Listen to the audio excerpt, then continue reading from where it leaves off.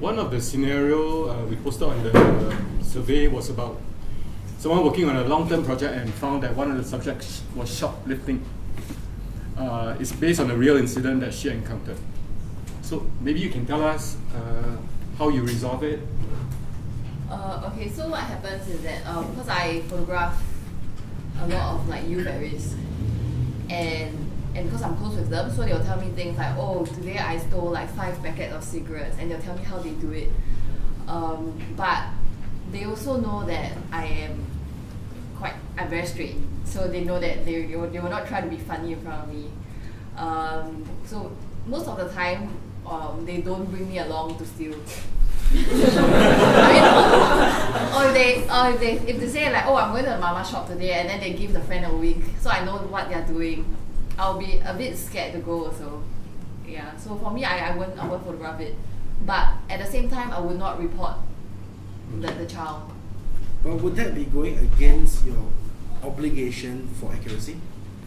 Would you be taking a part of the story and showing these youth at risk in a better light than they should be, by omitting something that you know that they're doing is wrong? The fact that they are stealing should be part of the story. I think at the end of the day, it depends on what you want to tell as a story. So what do you want? Okay, in this case, what did you want to tell? So for like this particular story, it's really about urban poverty, but also that like my subjects, they are also very resilient, and they always find their own ways to cope, not necessarily like through crime. But crime still does play a part, though. Yeah. So it is by omitting that. So again, you're going to get a lot of this, and we're all friends, but we will still fight with each other. Yeah. So, but the thing is, it's going to be very tough. It's going to be very tough to decide if you omit it. She says it's for the greater good of the story, but as a storyteller, you're telling somebody else's story. We're not editing their stories. In a way, we are, but we try to do a full rounded view, right? So, do you feel by omitting it that you are not accurately portraying it? You're showing the good side, they are resilient, but and they don't always have to resort to crime, but they still do. So, do you feel that will impact your work? Imbalance it? I mean, it's not as balanced as it could be. So, for example, for this boy who was shoplifting, eventually he went to RTC. So then I would find other ways to document. I don't necessarily need to photograph the crime itself, but probably, for example, through his, like when he writes home, like through his prison letters, or when he comes out from RTC, or like when he goes, or like when his mom goes to visit him, so I can work that in the caption. I remember there was a letter from the police Yeah. asking him to report for something. Yeah. So instead of showing the actual crime in progress, she actually reproduced the letter. So that's one way of going around it. But there's also the law side, the legal side of things. I believe if you photograph a crime in progress, the police can come after you and you become first you have to choose whether to turn the fella in. I have the documentary proof. Charge them. No, I think that the question here is not whether you should shoot the crime, but whether you are telling the side of the story. So if you can find something else like the letter or something else to show that, I think that's fine. And that's part of the job you have. It's a fine balance.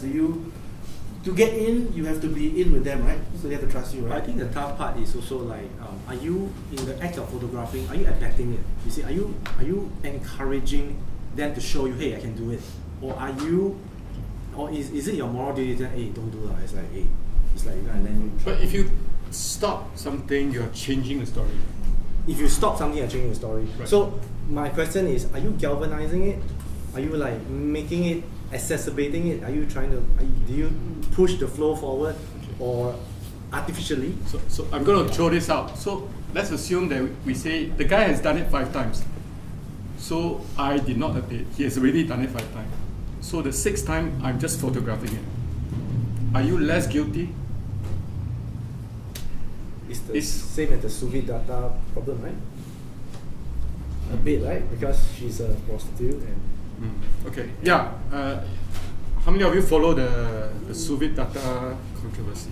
So because there was this prostitute that sells, and therefore the photographer argues that he didn't encourage her. She was already a prostitute. He was just merely witnessing something that went on. If you have time, go back to the survey that we put up. There's really no right and wrong answer. There are people who say, let him steal and then you go pay for it. But what are the other answers? You offer to pay what he takes before he's even caught. That, I don't know. How many of you think that is okay, the first option? Then you stop him immediately. If get caught, then you go and plea for him. Okay, no right or wrong, but let's move on to another scenario. I think to just really wrap it up, Okay. there is no black and white, right? No matter what decision you make, is going to be questioned. Like Bernice felt that not shooting that, and that's fully within the right, not shooting that would move the story forward in a positive direction. Tried to compensated it by showing that something did happen in terms of the matter. It's okay. I mean, it's a way that she's trying to think about how to incorporate that part of the story without being overtly straightforward about it. So I guess when you're telling stories, when you're shooting people, you're shooting families, people are very complicated. It's good to know which direction you're going to take.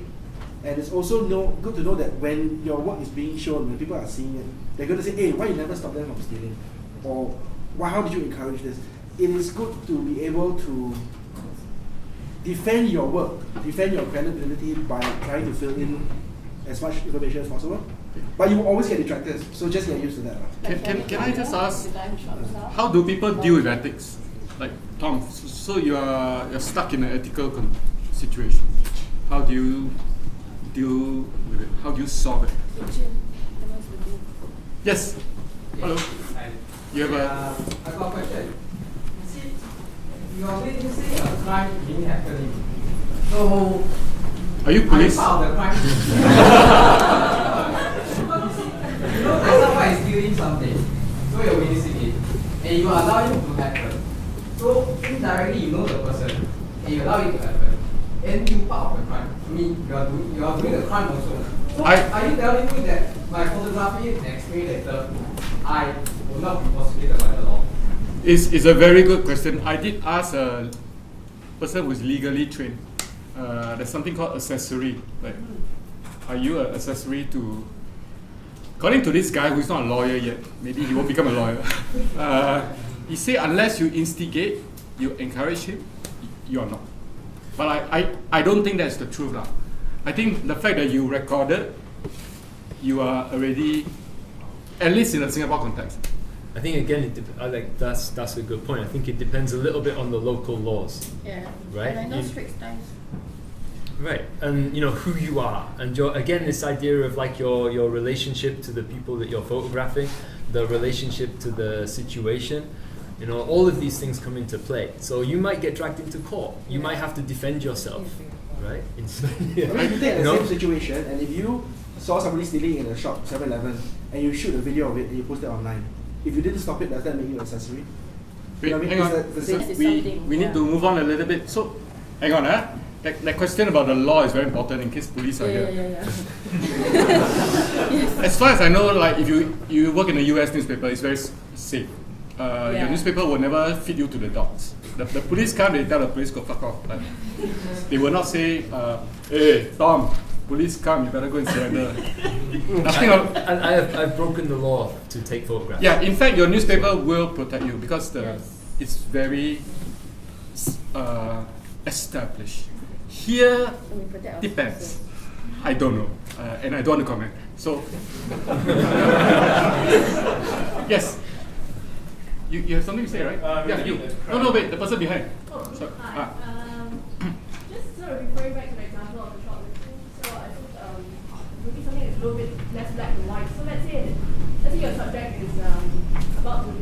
I'm going to use a concrete example. So photographing a cancer patient, someone who's close to death, and a lot of she tells me that a lot of the time is actually spent going to hospitals and praying for people, regardless of whether they ask for it or not. So from a personal point of view, let's say you don't agree with the activity, right? So, but it's not clearly. I mean, it's not like shoplifting. It's not something that could potentially get you or the subject into trouble. But you have a personal opinion on it. I guess I have two questions. So one is, you go in, how do you actually, have you ever been in a situation like that, and how do you prevent yourself from shooting it in a way that reflects your own opinion? First of all, you cannot photograph in hospital. Joking. Okay, so for example, you can go in and you can photograph in a way that they look like you're preying on people that are dying, or you can go in, you can try and look for moments where there's full of hope and they bring a smile and joy. I mean, you're not influencing it, but you can choose at that moment how you photograph it, and a lot of it might actually be influenced by how you feel about it. Are you doing this as a documentary photographer or? Documentary, so you're going in and So you're not like no from the position of a social worker? Yeah, no. Because the same kind of documentary work can be used by different people. I know of a lot of evangelists, Christian groups who use photography to spread certain goodness. Their approach is the same, photojournalistic documentary. They don't set up things and all. But their purpose is different. Their purpose is to spread the good word, the faith. So in a case like this person probably will not have a problem that someone is spreading the good news. But if you are working for a newspaper and then you know that for a medical worker or counselor to be spreading religion on the site is actually illegal, then you have to decide, like, so you have actually documented something that is not right. Wait a minute, is she just praying for them, or is she trying to comfort them? Does she share the good news and that kind of thing? Not they go in and they share, but it's not asked for, and it's to. It's social worker, right? I'm Not. just setting it up as an example. I guess I'm just trying to think of an example where it may not be black and white against the law, but actually, as a photographer has a personal point of view on it. How do you actually? You always have a point of view. Yeah. You always have a point. If you don't have a point of view on something, what are you doing? You know, you have to have a point of view on it. That's a little bit separate from whether or not you take the photograph. I will post the picture and just say that although it's illegal, a lot of people do it. But I think that goes back to what we said just now about responsibility. You know, there's no objectivity, but if you know that you are feeling strongly about No, there's a person. Finish it. After he finishes Okay. talking.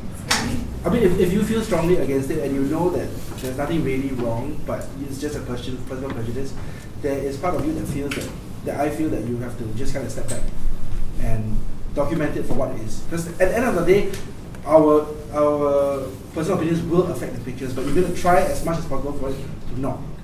I think that your personal, the way you see the event will color the way you shoot it, but if you know that that's how you're doing it and you know that it's a valid thing, you should also try and do an alternative, shoot both, and then see how it fits in the narrative.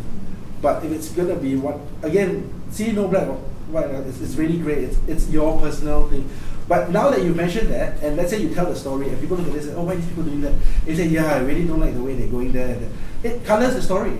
So now when I look at the piece, I'm going to wonder whether your personal prejudices are going to show up in the piece, whether that photograph or something else. And you've made it very clear that's how you feel, which is great. And we know that your standpoint, but then everybody's going to take it with a pinch of salt. Is she over exaggerating it? Is she, because she doesn't like that, she's making it look worse than it is.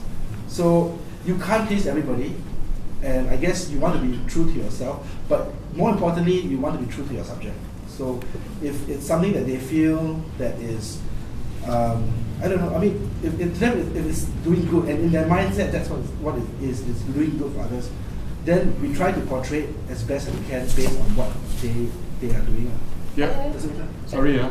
Yeah, there are different ways of doing ethics. I mean, we call doing ethics. One of the guidelines is actually, I'm trying to remember, Judeo-Christian, I don't know what principle. And the other one is the Archimedes golden mean. Do the greatest good for the greatest number of people. It sounds like a cop-out. Basically, you have to think, by publishing this picture, how many people are going to benefit from it as against the number of people who are going to be affected. So the people who are likely to be affected are these volunteers who will have all their picture pasted on all the hospital entrance and say, see these people, don't let them in. But then there might be people who say, hey, what's wrong with sharing the good news? And they might go and champion. There are consequences. there are ethics and there's also law, so they are often very confused. Okay, so I'm going to let her say something because she's been raising her hand. I raised it once. I decided to ask. I'm not very accurate. Can I ask a different question? If, Not on this subject. why not we do that later? Okay, sure. Because Edwin does have something to say about the shifting sand, the context. Maybe I just understand a little bit more clearly. So you were there as why did you end up in hospital? Well, actually, I haven't decided. Okay. I haven't given an answer yet, but Who hires you? Do you do it out of your own will? okay, just to make it as a real example. Yeah. So I went as a favor for personal photos, and if I go again, it would not be as a favor. It would be sort of, if you want to come, you can come, because this is really what we spend most of our time doing. I guess it was presented more as a, oh, you came in charge doing this, but actually this is 20% of our life. We actually do this 80% of the other time, so if you want, you can come. It wasn't a... Okay, so this The group original layer. introduction to the subject was to take photos for the subject for use. Okay. And then the follow-on invitation is... Okay, just let me understand a little bit. So you are going to this hospice. Is it hospice? I met through a hospice. Okay. And they are asking you to offer your skills as a photographer to document this dying patients being prayed over. Wait, are you doing this for the hospice or for the personal, the lady Yeah. who's... Okay, so the hospice nurse in personal capacity asked me to Okay. take photos entirely for the subject. This is not going to be used for the hospice. Okay, so the subject as in the person The who person is... is sick. Yeah. Okay. This is for the woman who died of cancer. Okay. Personal use, no one ever needs to see it. But I would say that given my past experience with the hospice, I think if it extends beyond one interaction, they might be interested. So I don't actually know how this is going to go. The only person that the only person that is going to get photos for sure at the end of the day is the patient, Yeah. and it's the first set. Yeah. So there's a follow-on question: are you interested in following this subject? Mm. It's not it's no one's requiring it. It's just Can I? The subject is the nurse, The right? subject is a nurse or that the... is the cancer patient. The same lady, yeah. Dying of cancer is spending 80% of her time going to the hospitals and. Can I offer you something better? My mom was dying of cancer 2 years ago, and I actually did quite a big documentary about it. Maybe in the interest of time, I can talk to you later. Okay? Because I think there are some things that you are not maybe comfortable saying it in public, so maybe... Can? You recognize my face, right? But maybe just the framework of the whole thing. Okay, let us not kid ourselves that photography is a unilateral exercise. It's never that way. It's always a dance between the photographer and the subject.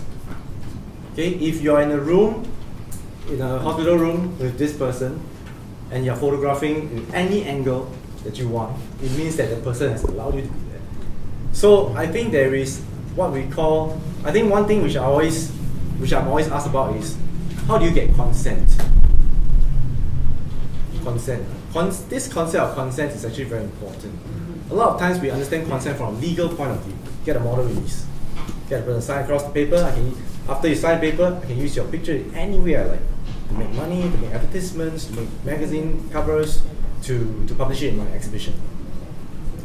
But how I always advise people is that consent is not signed across the black and white. It's not signed across a line. Consent is usually a mutual understanding. And I think in this case, right, you can only start to figure it out how much can you use your photo once you start going into the process. Right? If after 10 days you all still cannot like see eye to eye, you all still cannot work together, they cannot trust you, you cannot trust them, then the answer is obvious. A lot of consent is expressed through body language. Yeah. By nodding, by actually silence. If you photograph in SGH, seriously, if the nurses saw you photographing and turn away, that means you say you do anything, just don't let me see. Then you just continue. And usually if you're photographing your family members, and there happen to be a few people in the background, you accidentally include the people in the background, that one is okay. But as I say, let's talk about it later. Otherwise, we get stuck here.